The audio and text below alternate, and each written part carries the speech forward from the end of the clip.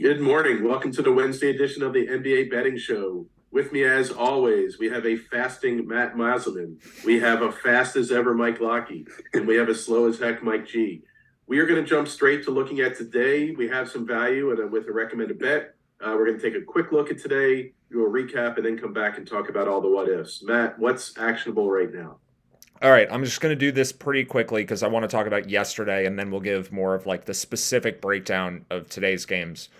So I gave out one bet last night, or one projection anyway. I think people know at this point if we've got a 3 point edge, it's good enough to bet. So the Grizzlies were -6.5 last night. We're projecting 9.7. I thought it would be around 10. At -7, which is where it is now, still close to a 1 unit bet. If you can only get 7.5, still at least a half unit bet. Like there's value on Memphis. It doesn't seem like the Grizzlies are just better than the market thinks, really. Like they're amazing. So that's what we have there. We'll come back and talk about that game in more detail. We're waiting on news for Kyle Lowry for a potential Pelicans bet, and then we are going to have some injury mess on the West Coast because we've got Utah with Kawhi, Markkanen, we've got Gobert again, we've got Jamal Murray maybe sitting today. LeBron is questionable, although LeBron, yeah, they need to stop doing this to us because LeBron's questionables are like all fake. But yeah, that's what we're going to have for today. So we'll come back here in a minute. Yesterday, we only had 4 games, but we ended up with bets on all of them. Or at least in theory, we could have had bets on all of them.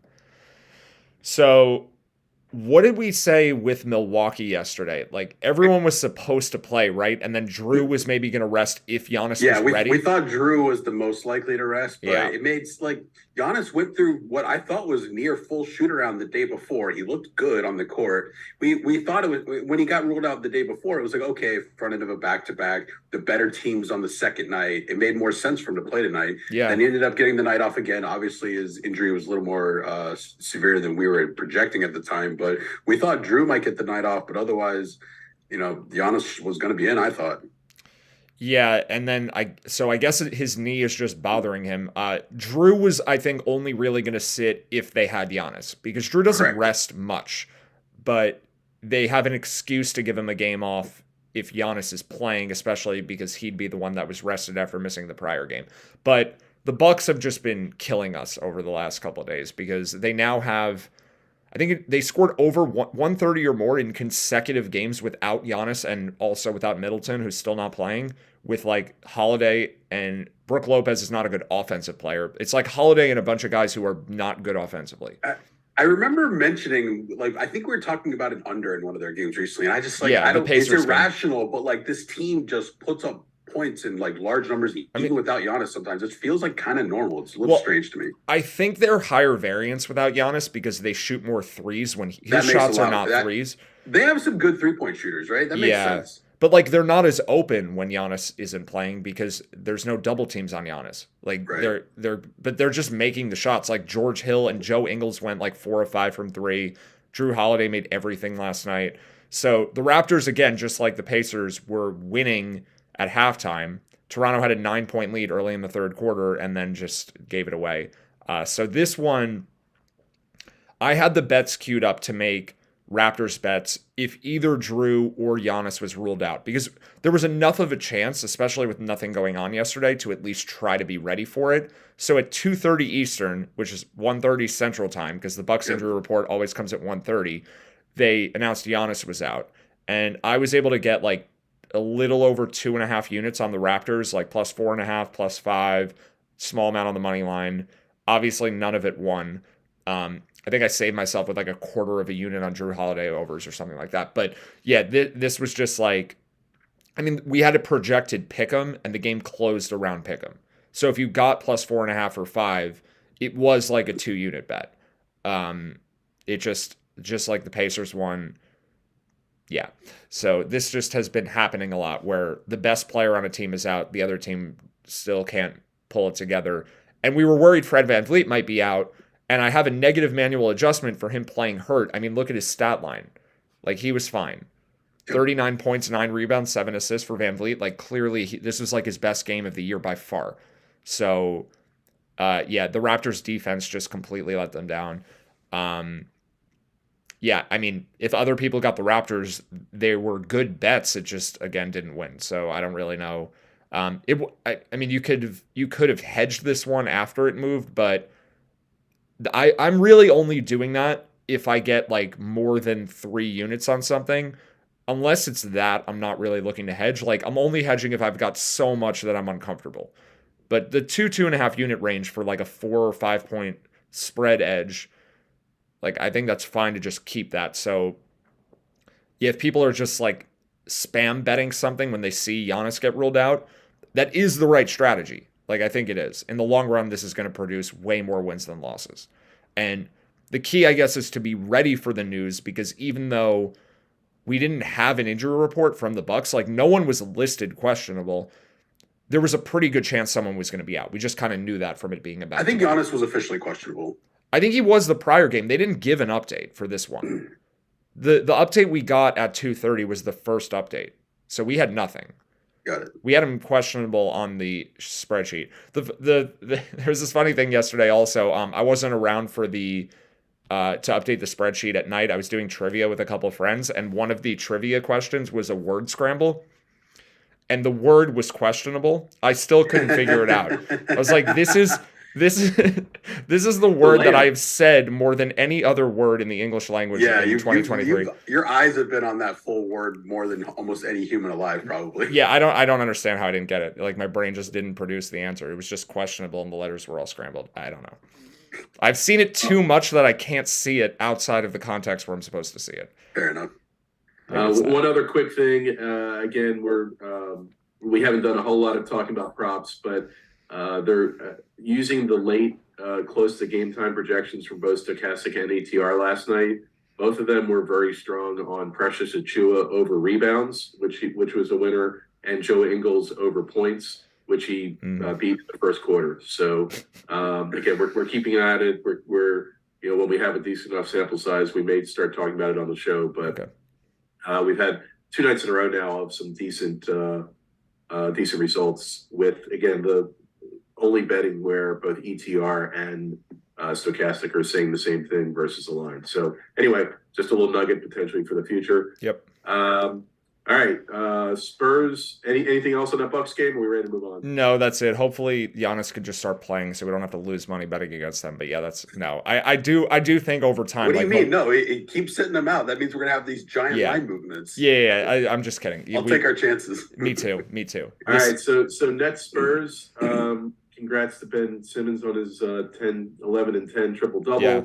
Congrats to Ben. 2 for 2 from the free throw line. Yeah, the reverse jinx. Off air, I was talking about his 1 for 13 over the last 17 games from the free throw line. Wow. So, of course, he went 2 for 2 last night. How did you play this game and how did it go, man? We had a projected line at 7.2, and then we got a random Kyrie Irving downgrade, and the line at the time was 5.5. So we were showing value on Brooklyn, but Kyrie is worth like 4. So it produced what would have been a 2.3 point edge the other way on San Antonio. But it was a downgrade to questionable. So I reacted just putting half unit on the Spurs. And then when he got officially ruled out, the line had already moved so much, there wasn't any value to add on. So the move for one of these, and I'm going to mention the exact same thing with Jamal Murray. If you're around to bet on the news, but then just be ready to hedge back the other way if he's in. And we would have actually had a lot of value on Brooklyn if Kyrie played, but a midday downgrade out of nowhere like that usually produces a guy sitting out more often. Yeah, that one was a little disappointing for me. Not only was I not ready to bet it, but he tanked one of my DraftKings teams. That was a little frustrating. So Kyrie, random downgrade. I really didn't see this one coming. Like, I get it. Like, it's the Spurs, and, like, sometimes guys will just do that. But they lost this game. Right. So they didn't have Durant, so they can't afford to rest Kyrie against anybody now. Like, the Nets team rating with Durant is like a 7.5. Without Durant, it's like a 2.5. Without both Kyrie and Durant, they're negative team rating. Like, they're pretty bad if they don't have both guys. They're still a lot better than the Spurs. It's still a little bit of an upset that they lost this game. But, yeah, I mean, any game is one they can lose if they have neither of them. So yeah, the Nets like are not a playoff team if they don't have both of those guys. The Nets and the Clippers remind me a lot of each other, the East and the West. They're still really high up in the championship odds. I feel like they're still really mispriced, and therefore they're probably leaving a lot of value on the other teams in each conference. Yeah, I do think the Nets are a lot better though. They have way better role players. The Clippers, we'll get to them. They have no good role players, or at least no great role players. The Nets, like Ben Simmons is really good. Nick Claxton is like number 3 in Defensive Player of the Year odds. Royce O'Neal is a good defender. And then the Nets bench is kind of overrated, but the other starters are good. The Clippers' other starters, like Marcus Morris, is nowhere near as good as those guys. So I do think the Nets are overpriced, but there's more justification for that. The Clippers are not a championship team. I mean, it really comes down to the sentences that start with if. So with the Nets, it's if KD can stay healthy and if Kyrie doesn't do anything weird, then that's a potential championship team. With the Clippers, if Kawhi and if Paul George can stay healthy, then they might be something. So right, they might be something. Yeah, they're not even Nets level, even if those guys were to stay healthy. Yeah, as we talked about off air, I watched that Sixers Clippers game, and Kawhi, yes, he's not doing it for full games. Yes, he's still taking a lot of games off, but he looked like Kawhi last night. Yeah, at least in stretches, which is scary as heck for anybody that's playing him. So anyway, I'm not counting them out if Kawhi's healthy. He's just that good. But anyway, let's move on. We got Nuggets and Blazers for the. Oh my gosh, we forgot this is the best player in the NBA. Yes, he's going to get the MVP again. Mm-hmm. So let's talk first about the game script and how you played the game, and then we'll put some Jokic comments in. Yeah, we were showing value on Denver if Vlatko Čančar played at a 2-point edge because we need him to take away DeAndre Jordan's minutes. Yep. And then we got a midday downgrade from Murray, which I thought was pretty concerning, especially last night. I don't think I mentioned it, but front end of a back-to-back. So midday downgrade where he's dealing with something, and they play today also. It kind of made sense for him to be out, but Murray ended up being available, so the line had dropped from like 6.5 down to 5. And then I got it in at 5.5. Like I was a little bit slow to react to it, but at even 5.5, 6, even 6.5, because Čančar was in too, so it meant very unlikely to get DeAndre Jordan playing.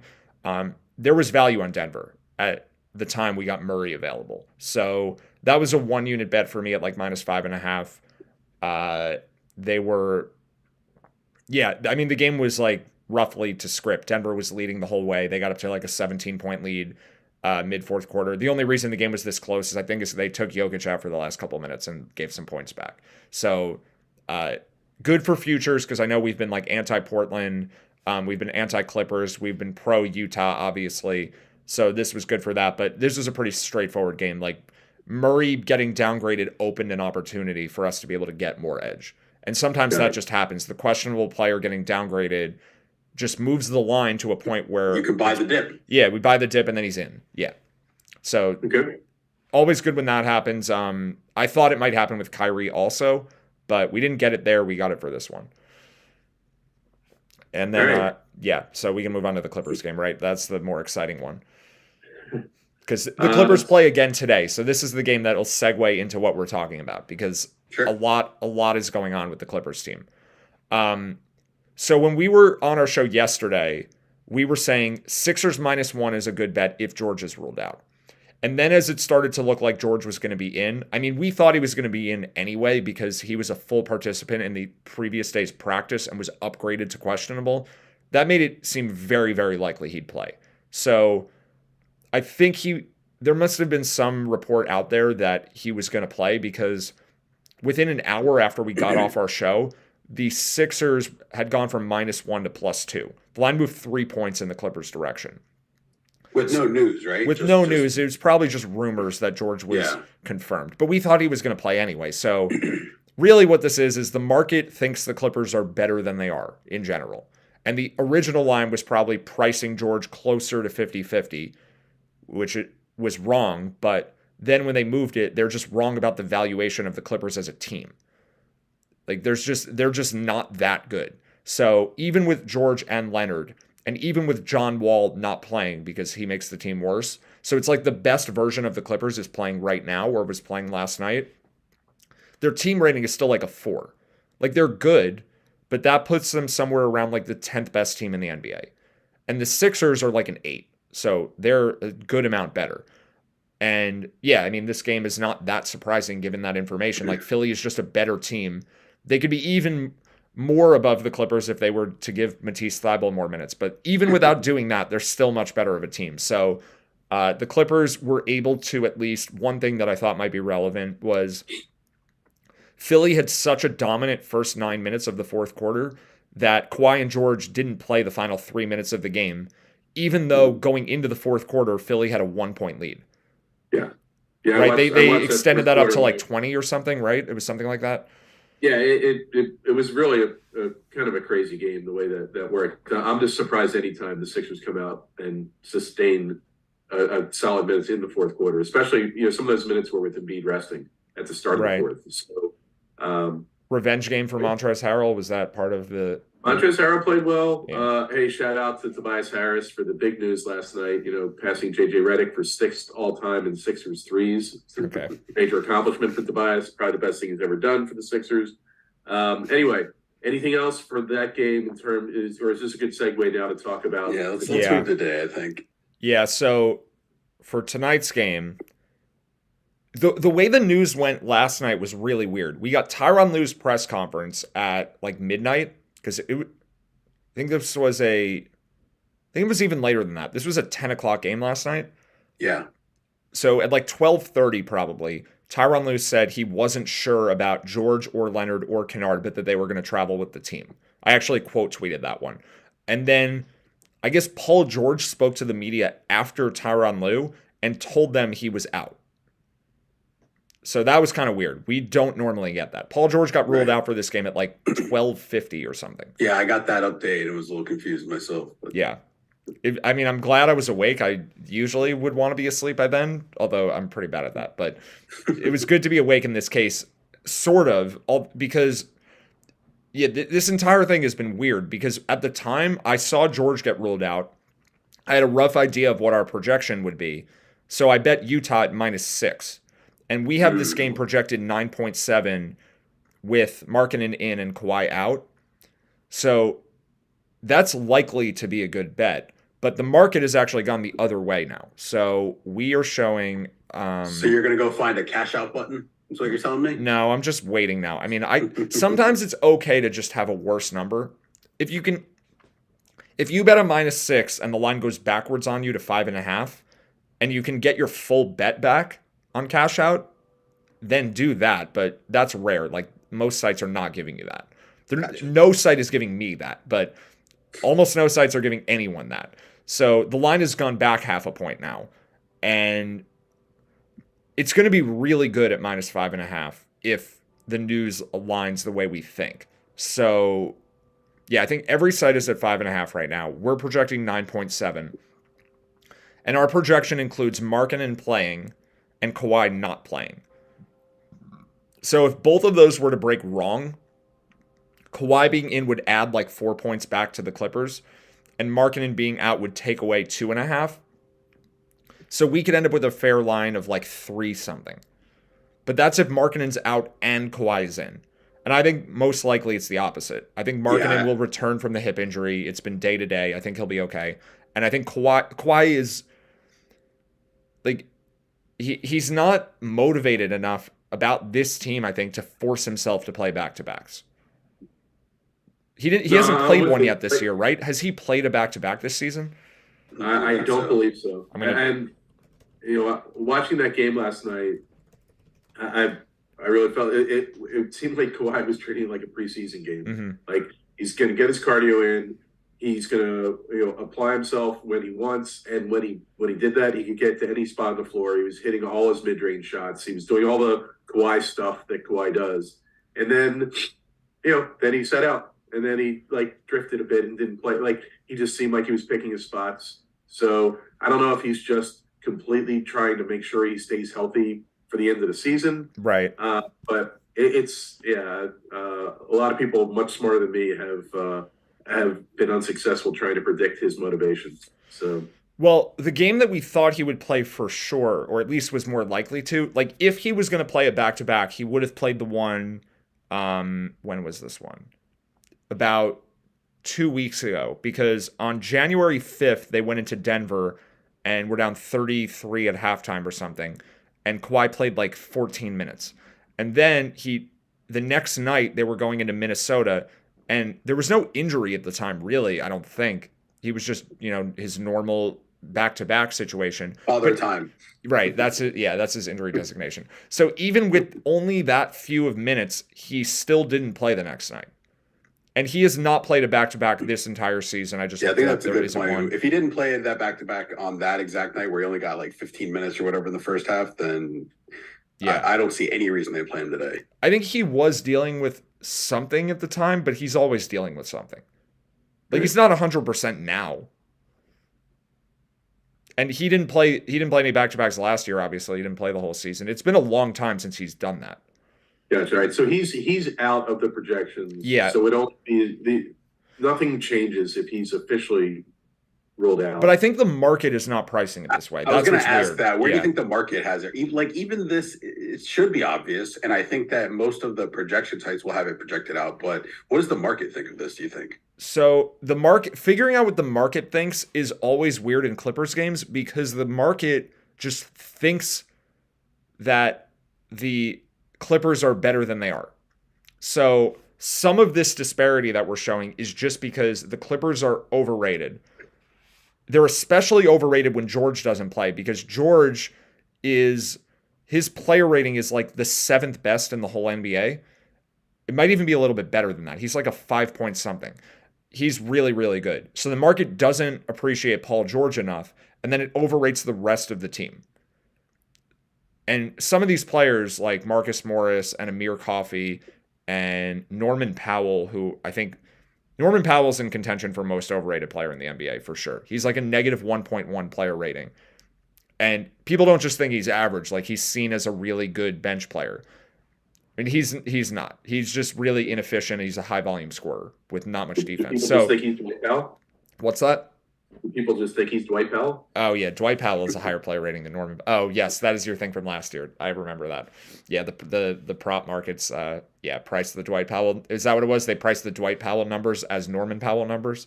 That was, but I was just making a different joke. Okay. We'll go with whatever got a laugh. So. All right. That actually, you know what? That actually might have been what happened. That you might have uncovered that. I think we had talked about this in the past. I don't think this is a new idea, but yeah, whatever. No. What you said, definitely happened. They put the 3.5 assist line on Dwight Powell that we were able to get, and he was averaging like 0.3 assists or something. Yeah. Okay, so hopefully that happens again. But yeah, this team is pretty bad behind George and Kawhi. So the Clippers are overvalued here. So then to figure out what the probability of Kawhi and Markkanen that's being priced in is, like, it's pretty tough. But I think the market has, I think Lauri Markkanen is like 50-50 based on where they have the line at. So if all we got right now is Markkanen upgraded, I think the line would move to like 7, 6.5 or 7. And then if Kawhi is ruled out, I think it only gets to like 8. I still think even if the news breaks entirely how we're looking at it, the line won't close where we have it projected because the Clippers are overrated. So I think the closing line will be about 8 if Markkanen's in and Leonard is out. But we have it projected higher than that just because we always do with the Clippers. So the other thing here, there's another wrinkle, is that Reggie Jackson, they said he couldn't play his full minutes last night because his back was tightening up. And Reggie Jackson has a negative 1.1 player rating. But if George is out and Kawhi is out, no Reggie Jackson means like Amir Coffey, Brandon Boston.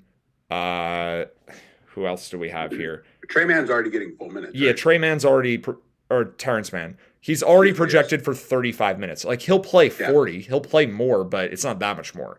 Right. Jason Preston and Moses Diabate could be in the rotation. Oof. Like, they're going to, like, the G League players.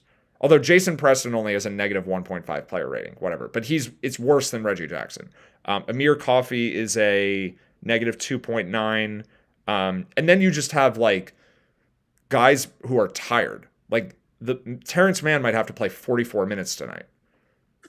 I know he's a young player, but he just played last night in where were they? They were home, but now they're going into Utah, which is not an easy place to play. So this is going to be a pretty bad version of the Clippers tonight, potentially. And then Kennard also has not been playing back-to-backs. And his player rating is like a negative 0.2. But do you have any bets on this game at this exact moment? Yeah, I just have my Utah -6 that I bet right when George got rolled out for a half unit. But I'm debating if I should add now or if we should wait for news.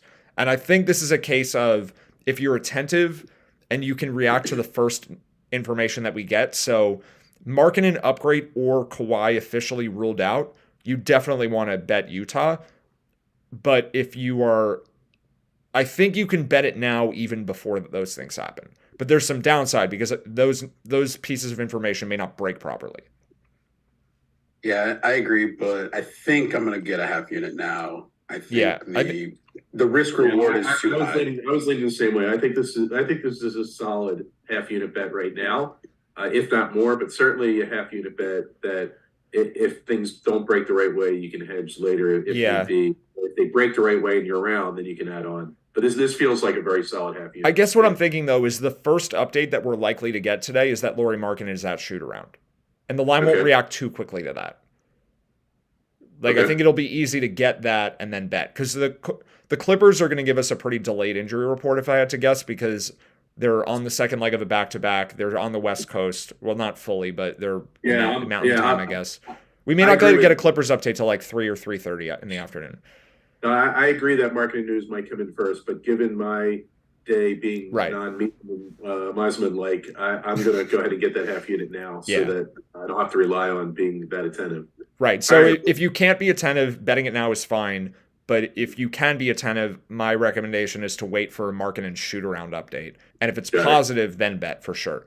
I don't think we need to wait for both pieces of information because I also think Kawhi is much closer to doubtful.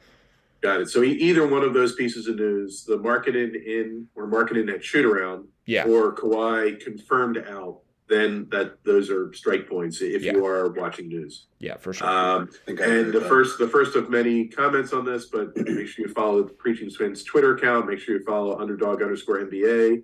Is there a Salt Lake City beat reporter that we should be following ahead of Underdog? Or I don't think there's one that's been beating the Underdog updates. Okay. So shoot around, if I see someone at shoot around though, I'll just tweet about it. Got it. Okay. We got a couple questions from YouTube. I just pulled it up, man. I thought I was the genius that was going to get into YouTube. I'm too on top of things. Sorry. You're a consummate professional, Matt. I do want to come back to this new Underdog thing later, like at the end of the show, how they're going to change how they give us day before updates. So we'll come back to that. And then I mentioned Kennard not playing back-to-backs. He's actually injured right now, so that's not the relevant thing. The relevant thing for Kennard is just he's hurt. They didn't rest him on the front end. He's just been hurt. So we don't know if he's going to play tonight. Like, Ty Lue was non-committal about any of their players. And, like, Marcus Morris could also get ruled out. Like, they might just say, this could be a game tonight where they let everyone rest because they're just so tired. And they've openly said also that Zubac is tired and they need to find a way to reduce his minutes. Like the whole team is exhausted. This would be a game where if you were going to get like an everyone rests game where like the only two positive players that play are Mann and Covington, like they could just sit everyone else. It could be like those two guys with Powell and then like the whole G League team. Would not be shocked to see that. Hopefully that happens, and hopefully we're ready for it. Yeah, and if props start to show up on like Norman Powell, like that's the guy. There's a chance that Powell and Mann take like every shot tonight. Yeah, but I doubt we're getting props before Kawhi update comes. But if we do, I would basically take any number on Powell that is below like 20 points. Sounds good. Yeah. I mean, he's not good, so, he could score 12 points. It's a volume thing, of course. Yeah. He could go 5 for 20 from the field tonight, but, I think stuff would look good for him if they're posted. So I'll update on Twitter for that, too, if I see it. All right, I think that's everything for that game. Okay. All right, so I think LeBron is probably not really questionable, and we actually have Lakers value if he plays a little bit. So I'm kind of debating just betting this one now, but there's enough downside if I'm wrong and he actually is hurt where I'm torn on this one. Like, Are the Kings the favorite in that division now? I feel like they were no, creeping up. it's still the Warriors. Yeah. Okay. They're in second, though, because the It Clippers was getting are. neck and neck for a minute, and Yeah. we don't have any Kings bets to my knowledge, and I that's have getting very a little few, concerning yeah. for me personally. Yeah, it's like a 5-unit loss for me if the Kings win the division or something. Yeah. Because we've got We do most have of some Kings under win totals, Kings to miss the playoffs. We have Yeah. all those, but Kings winning the division will be a dagger. Yeah. So hopefully LeBron suits up tonight. I do think, though, if the Kings win this game and there's like a plus 300 available, I don't even know if there are any of those now, as a hedge, like, I think I mentioned the Kings before just as a hedge. You have mentioned them once, for sure. And I have bet them just as a hedge because I already have the Suns and the Warriors and the Clippers and the Lakers.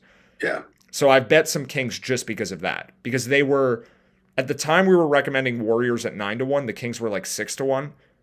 So I got some in on them at that point. But yeah, for people who Good are price. on its own merit, the Kings have just been overvalued by the market.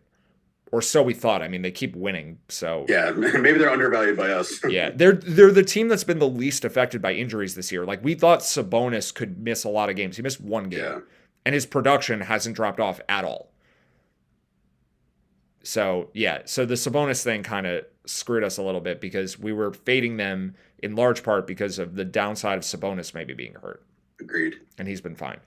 So, yeah, for tonight's game, I think I want to wait for LeBron confirmation. And if we can still get 4.5, then it's like a partial unit bet. Yeah. Almost a I think full I unit. agree with that. Yeah, it's just too much downside. So I think this one you wait. If LeBron is ruled out, -4 for Sacramento would be kind of good, actually, because LeBron is worth a lot. Yeah, we're gonna, if LeBron's out, we're gonna get a partial unit on the Kings. I would imagine. In a context where there's no Davis, LeBron is worth a lot more. Yep. So That's fair. yeah, I think you can bet either way of this game at these numbers. There's a bet either direction depending where LeBron is, and I think he's much closer to probable, but we don't know for sure. Okay, so then we've got Gobert again. Anthony Edwards, I should stop even putting here because he's playing every game. But Gobert was questionable, left the game early last game, questionable again. I think that was expected because he's just going to be playing hurt for a while now, or trying to.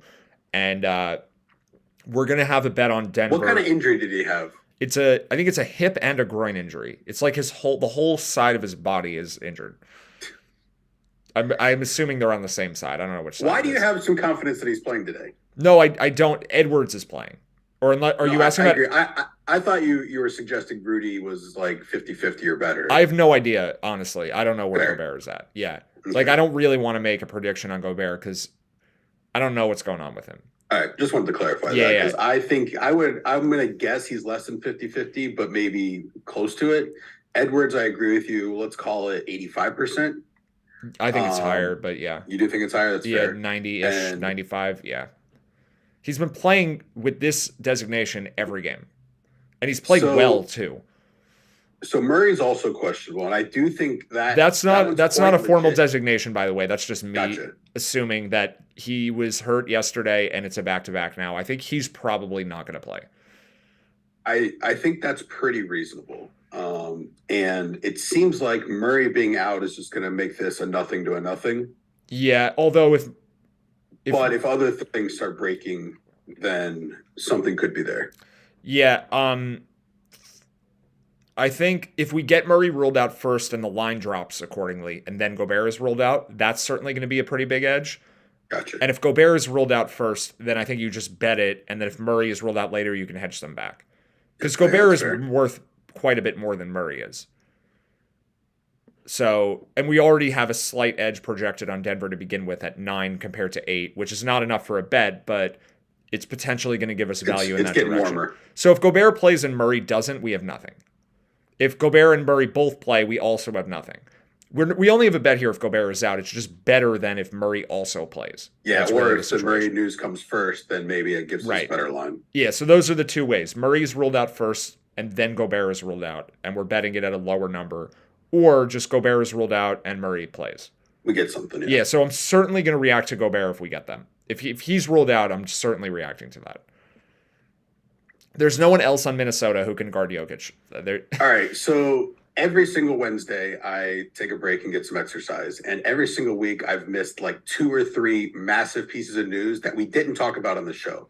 So I think it's hard to ignore that. Yeah. And, obviously we're going to run out of time creating infinite scenarios of what ifs, but it's just a reminder that you have to stay ready on these Wednesdays and Friday slates because literally anything can happen at any time. There's so many games that something is bound to happen just by like the sheer volume of information. Metrics. and yesterday there were only 4 games and we still got 2 random injury updates with Kyrie Irving and Jamal Murray. So yeah. If you want, like, there's edge if you want it. You don't have to get every bet. And going 0-0 yesterday was the same as going 3-1 because the one that we lost was 3 units and I had an even day. And if you bet nothing, you also had an even day. So sometimes it just doesn't matter. But yeah, if you want to maximize everything, yeah, just be ready. I'm going to guess you had a little bit more expected value than I had. Yeah, my expected value was really, really high, and yeah, didn't the Bucks are just. Have we mentioned this Cleveland-Memphis game yet? That was the easiest one. Yeah, that was the first one. So Donovan Mitchell is already doubtful, which is why we have Cleveland rated so poorly. Yeah, so that one I think we're covered there. The only other thing going on, I did want to throw one thing out about that Cleveland game. I think it's worth talking about this. We talked a little bit off air about this Darius Garland assist prop number. Yes. So the line is 8.5. His projection is 7. Okay. And there's so if you go just on the projections, that you're getting it looks pretty good there. It's minus 129ish on most of the sites. It is minus 118 on Bet Rivers. But the other things are in the games that Donovan Mitchell doesn't play, he's only averaged 7 assists. He's just about 8 without him. 8 with him, 7 without him. So that's one other potential positive there. And then also Ricky Rubio coming back and playing more point guard minutes. I think that Garland assist under just looks really solid today, especially if you can get the minus 118 on Bet Rivers. I'm still like debating how strongly I want to like take that information, but in theory, I agree. I just don't know how much conviction we should have based on these like data points. Yeah, but I think the analysis is sound. Yeah, I'm looking at the combination of the projection from Stochastic, the on-off numbers with Mitchell, and the additional influence of Rubio. To me, all 3 of those things together makes this at least a 1-unit bet. I think it's pretty reasonable, yeah. So I might bet it for lower just because I don't. Whenever we're doing this, there just always may be something we're not thinking of. Sure. Understood. Yeah. Fair. By the way, I have the unabated odds screen on, and we're getting some blinking going on in Utah. So this could be our Markkanen President shoot-around update. Okay. I don't know. It might just be, if you haven't grabbed 5.5, it might just be worth grabbing 5.5. I do like the Garland call though, so I'm not struggling if I should bet it. I'm struggling how much to say is the right amount to bet it. Understood. I think 1 unit is always a fair thing when we are betting things, in the sense that people can decide what their comfort level is on. Yeah. Now that being said, as we've talked about, we've mentioned props a little bit more lately. We do have a model for it. We haven't shown the model because the results haven't been spectacular. So take all those grains of salt as you want, but this one does seem to have enough factors together that it's strong. If you want to just dabble with a partial unit, also recommended. But and again, though, just a reminder, the best price is on Bet Rivers at the moment. So any news that's explaining the blinking? That's what I'm doing over here. Why I'm only like partially listening, because I'm trying to figure out if I want to say anything for Utah. Because we did talk about this Garland thing off air too. So I think I'm okay with where you guys are. Utah's back to 6 already. Yeah, and FanDuel's at 6.5. I don't know. What I really want to happen is for my screen to show Markkanen and shoot around, and for me to actually be able to say conclusively, okay, this is why this is happening. But right now, there's nothing is showing up, and all the books are moving to 6. Unless they're all watching our show, maybe that's why. Yes, I'm sure all 11 viewers are different books around the world. Mm-hmm. Why is that not possible?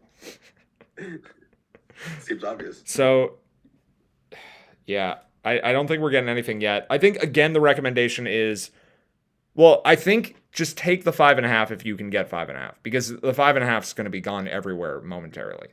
Yeah, we already got that. Yeah. And like MGM still has it. Bet Rivers still has it. That looks like that's it.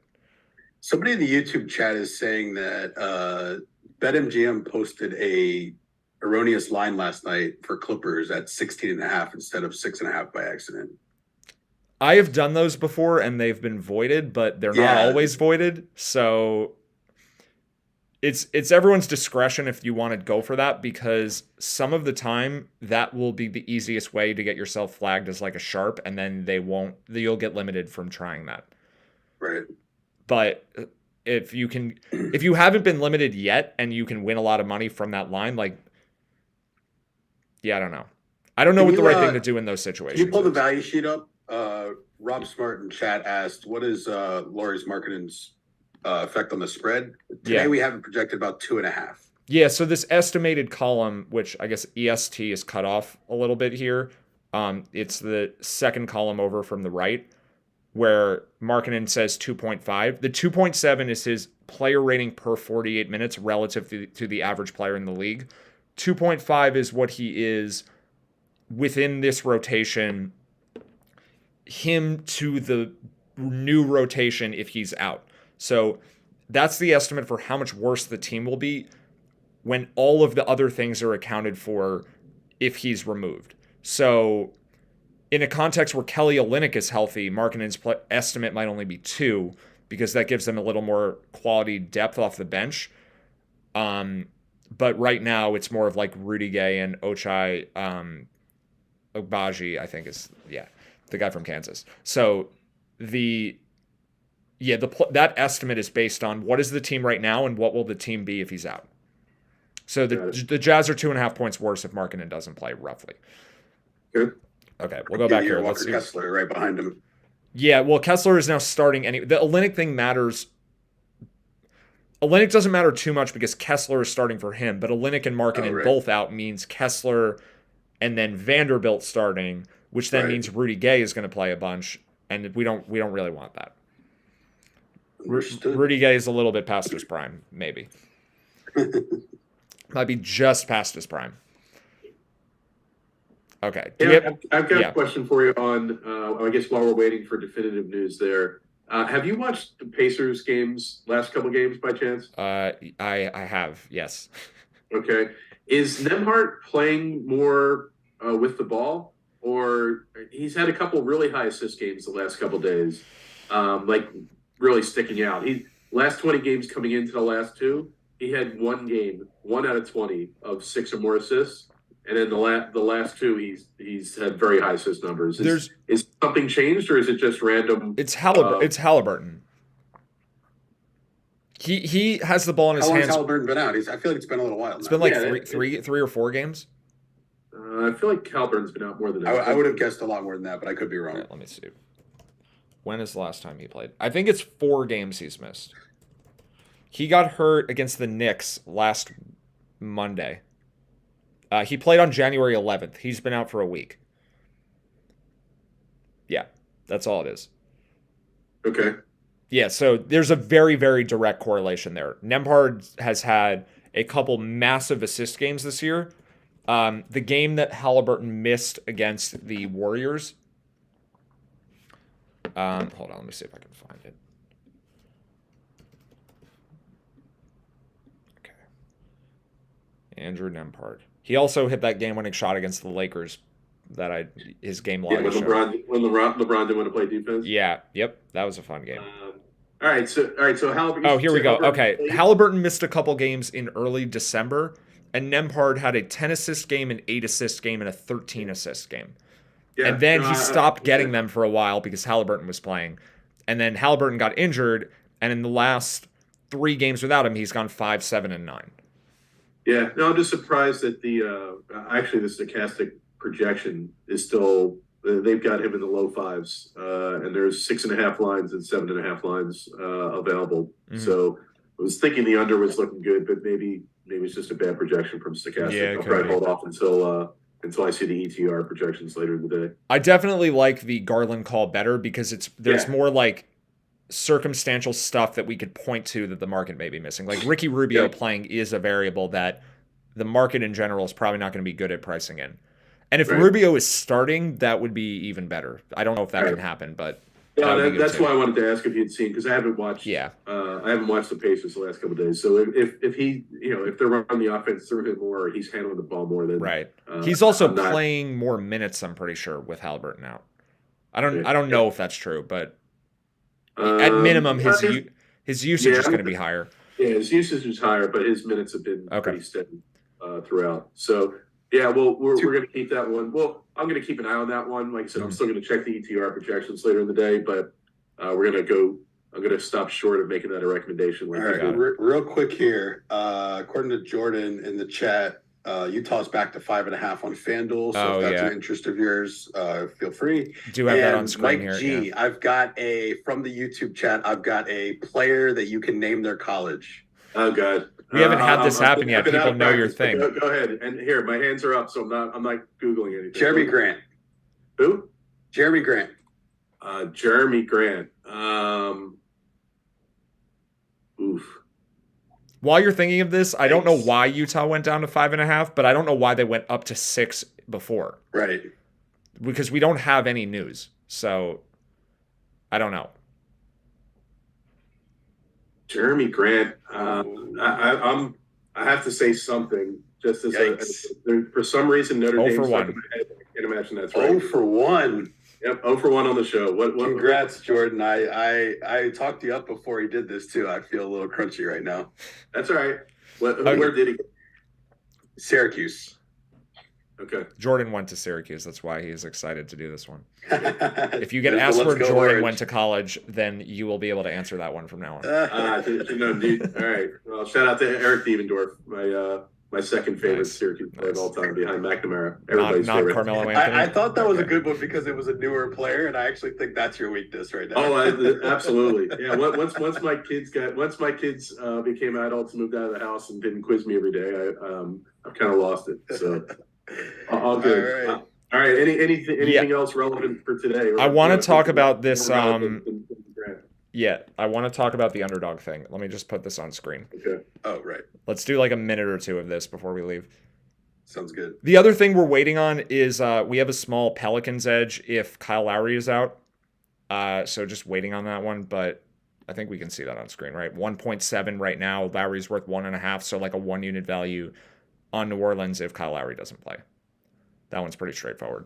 I think he got upgraded to questionable, so he's probably going to play, but if he doesn't, then we have Pelicans edge. Okay, where was this underdog tweet? Here we go. Apparently Jeremy Grant's brother did go to Notre Dame, so that's impressive. Plus. Okay, all right. That wasn't too crazy though. You got me there. I'm recircling back to give you a pat on the back. Okay. Did you guys see this yesterday? Yeah, I saw. So any of the next day stuff, they're not going to mess with us during the regular game. Well, times. I think they're going to start using their judgment on which players they tell us about. That would be the best case scenario. The problem is Underdog may not know, like, will they tell us Alex Caruso? Will they tell us Jose Alvarado? Will they tell us Gary Payton? Let's just submit a list to them. Yeah, another option here is, if you just have the Underdog app, which I happen to have because I've done some prop stuff there. Okay. The news section on the Underdog app will have everything. But you have to like check it, right? You're not gonna get a notification. Yeah, there's no notifications, so you'd have to scroll. Just keep refreshing. I mean, personally, I'm okay just getting every player, so I kind of wish they weren't changing anything, but I understand why, because most of their audience is DFS, and the DFS community is not going to care about updates for the day that isn't happening now. Sounds like a premium service that at least one person on the show is going to pay for. So Underdog, revenue opportunity for you. Yep. Give us all the updates, as many as you can. Give us a user graphic interface where we can like check and uncheck the players we want notifications from. Mm-hmm. There you go. That would be great, and then none of us have to ever hear about Nikola Jovic ever again. Yeah. Sign me up. Got it. All right. Anything else for today, or we ready to close up? Oh man, I mean, I feel like feel like we covered enough, but who knows, right? Like, Uh, there's a Trae be Young and ready, Luka Doncic obviously, game, and Trae and Luka have both been semi-hurt a bunch. Like, could we get a downgrade there? Maybe. It's just, we don't know. I think we've covered everything that we have information on, and we Yes. can leave it at that. There's a lot of stuff without information. Yeah. Yeah, as has been mentioned, these Wednesday slates, there's lots that move. So keep an eye on the Preaching Sense Twitter account. Matt will try to keep us updated as things go. Underdog NBA is always a good one. Get your push notifications set up for both Matt and Underdog, and we will try to make sense of things as they go. Hopefully, I get partial credit for the Grant brother going to Notre Dame, and I'll we give you move credit for on. Say good luck to all of us, and we will chat with you tomorrow, 10:15 ish Mhm. start time tomorrow. Yep.